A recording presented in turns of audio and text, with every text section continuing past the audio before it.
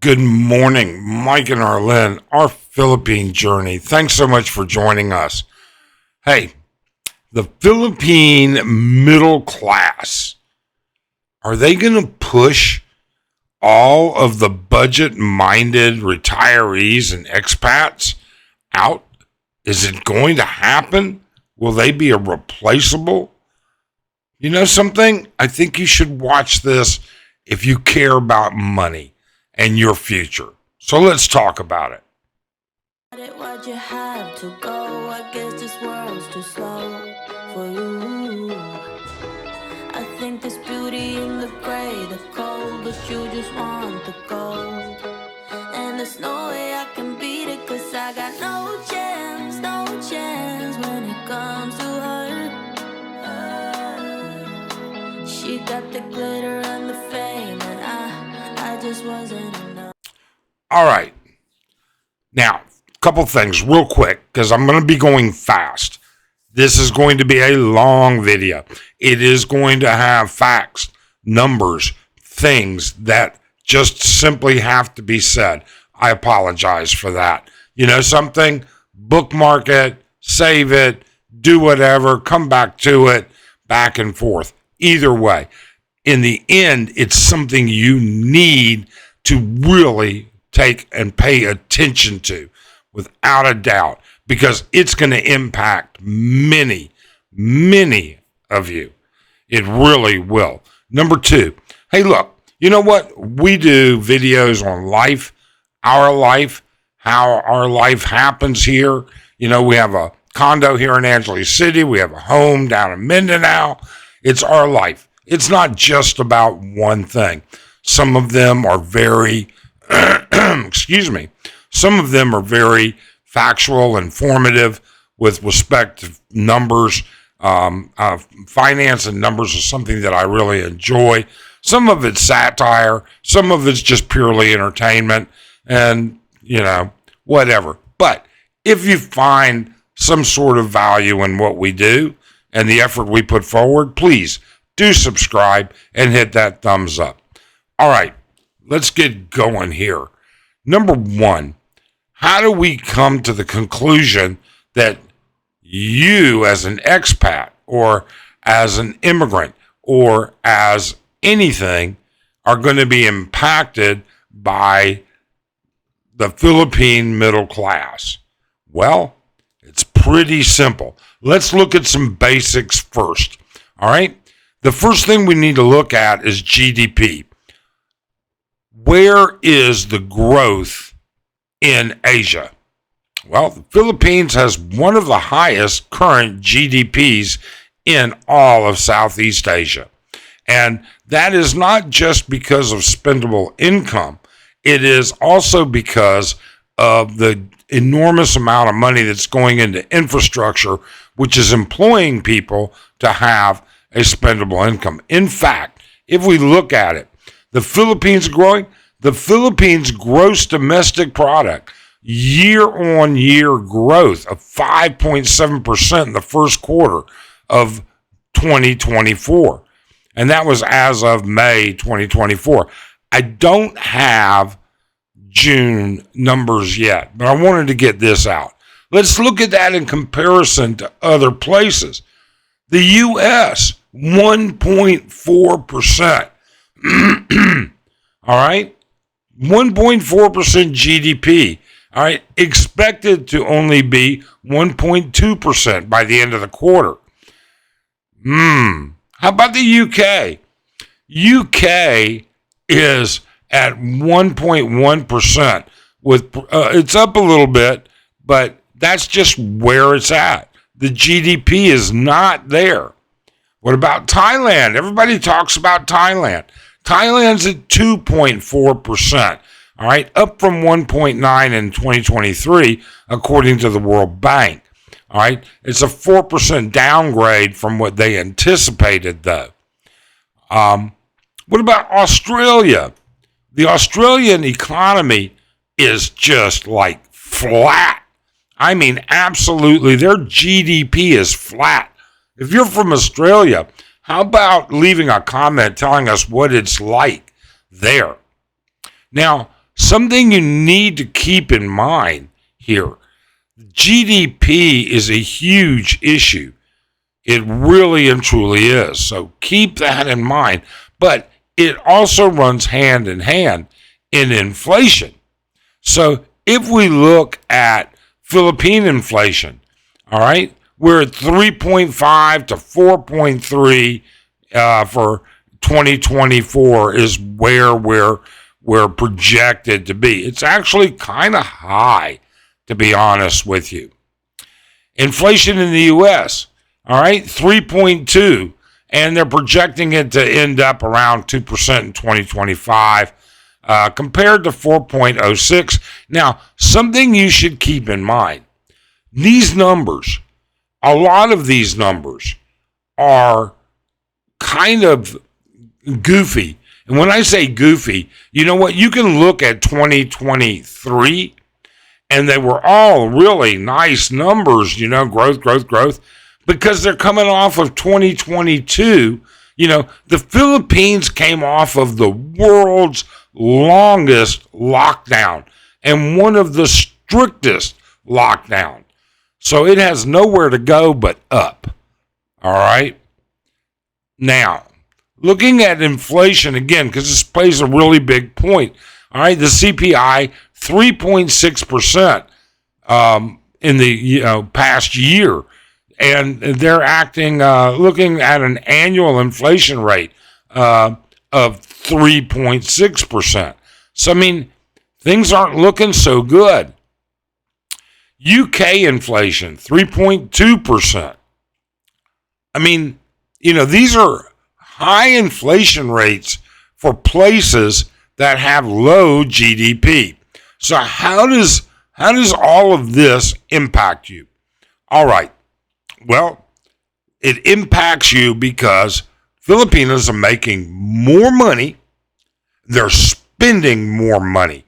In fact, let's look at the middle income. Filipinos' middle income, lower middle class, is between $362 and $748 a month monthly. Middle class, and this is in US dollars, it's up there in pesos if you want to convert it to your own currency. This was converted due to today's rate, and today's rate as of an hour ago was 58.59. 58.59 pesos to the US dollar. Middle class, 748 to 1300. Upper middle class, 1300 to 3000. Now, what does this mean?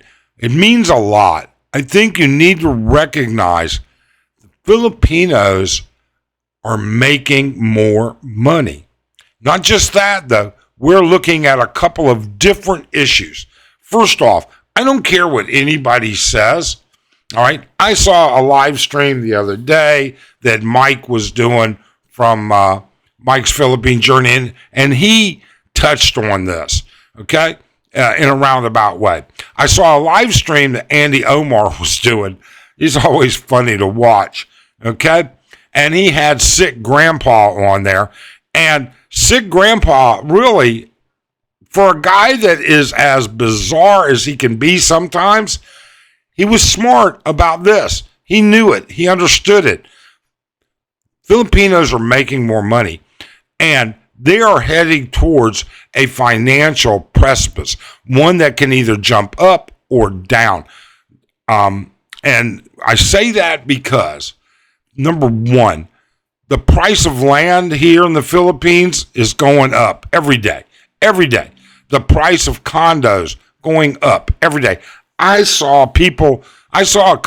looked at a couple of condo videos the other day. They're doing like 38 square meters for like about 170,000 US is what it came down to in some places. I saw some cheaper, some more expensive, obviously.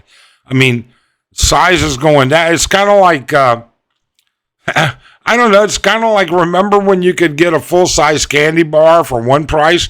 Now, the price you pay for that same price gives you a candy bar about half that size. That's what's happening with real estate. But credit, that's what's driving all of this. 20 years ago, 15 years, 10 years ago, when we first started here in the Philippines, all right, 10 years ago, credit was not easy to get, and it wasn't offered by many. Credit now is so simple. Take a look at the number of cars, new cars, out on the streets. Take a look at the number of recent cars out on the streets. Take a look at the number of scooters, newer scooters out on the streets. Okay? Take a look at everything. Everything. I saw a video the other day that Philippine Annex did. And they were at Landers. And you know what? What are they looking at? I mean, I don't think they were looking to buy it. They were just showing. But espresso makers.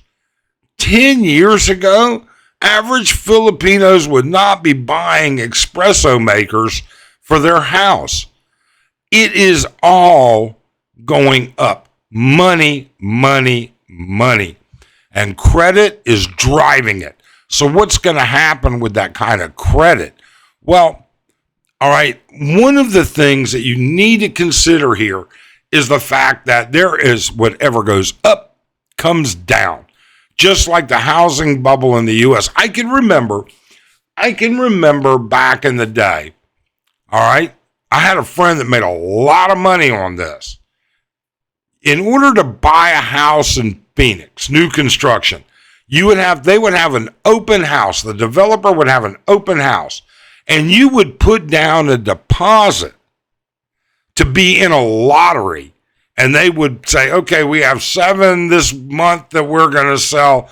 And they would pick 7 names or this week or whatever. And you would have to literally go in a lottery to even get an option to go buy one of these new homes. Well, when the housing market fell, it fell hard. And that may happen in the condo market here. I personally would not be buying new build condos. Now, from an investment point of view, it might be the right time to buy new builds because they're getting delayed more and more.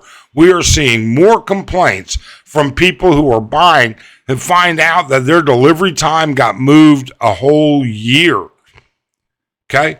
So, I mean, if you can buy now and hope you can weather through the boom and bust and flip it before you have to actually start making the major payments? Maybe. I don't think so, though. I don't think now is a good time to be buying property or condo. Now, for those of us that have already bought property years ago and already bought condos years ago, we're going to weather through this just fine. People that have already got their property. The Philippines is very strange. The Philippines sits there. I have literally seen, quite honestly, homes for sale. And that seller won't budge. Filipinos, man, they are crazy about not moving on price. It has been something we've encountered many, many times. And I'm talking about even a small price difference. It was kind of different. So what is this? How does this impact you? How does it affect you? Well, for those of you that are on a fixed single income, like Social Security, it could have a big deal because Social Security is a monthly benefit, and the average for 2024 was $1,778. That puts you back in, where did I go with this? Middle class. All right. So if you are living on your Social Security and you have no other secondary income to Social Security, you are upper middle class if you're at that. We've seen people here that are living in, Social Security at $1,200. That puts you into the middle class. And we're not here to talk about, well, I can live that middle class. Middle class is fine. That's way better than I don't live middle class in the U.S. That might be true. That might very well be true. But Filipino middle class might not be your idea of middle class. All we're saying here is that you face the possibility, some of you face the possibility of being Filipino middle class, of which there's nothing wrong with at all. But when you start slipping down the lower tiers, you could quickly get outpaced. If GDP continues, if the growth and infrastructure and everything else continues along the track that it currently is, Filipinos are going to be making more than single Social Security recipients are getting here, which puts your buying power, your clout, whatever you want to call it, that puts you a little bit behind the ball. How's that going to take, how does that transpire 10 years down the road? I mean, many of you that are coming here, you've got a solid 10 years left in your life. If you have enough Social Security and enough saved, or perhaps you have secondary passive income, all right, that's great. But we see far too many people coming on just Social Security. And while there's nothing wrong with it, it does mean that you might have to watch yourself. You might have to be more careful about where you will live. I really and truly do not believe that now is the right time. I think we're going to see something happen with property in the next 24 months. I really and truly do. And some of that's going to hinge on the political situation in the U.S. Some of that will impact what's going to happen here economically, without a doubt. I don't know. Your thoughts, your experiences, what do you think about it? How do you feel? Do you feel no, it doesn't matter? It's just not going to matter to me. My income is far in excess. Or do you feel like, wow, you know what? This might impact me as I am borderline into that income stream. I don't know. I really and truly don't. But I do wish that you plan well. I do hope that you will keep in mind, learn from this, at least learn to have a plan in case something gets a little bit more different or worse or lower or whatever you want to call it. Otherwise, tell us what you think. We appreciate your time. So sorry to make this such a long video, but there was a lot to cover. All the data that we got came from the Philippine Statistic Authority, the World Bank, or other government authorities. All right. This was not numbers that we made up whatsoever. So we hope you appreciate the effort. We hope you'll come back and visit again. Thanks so much. Have a great day.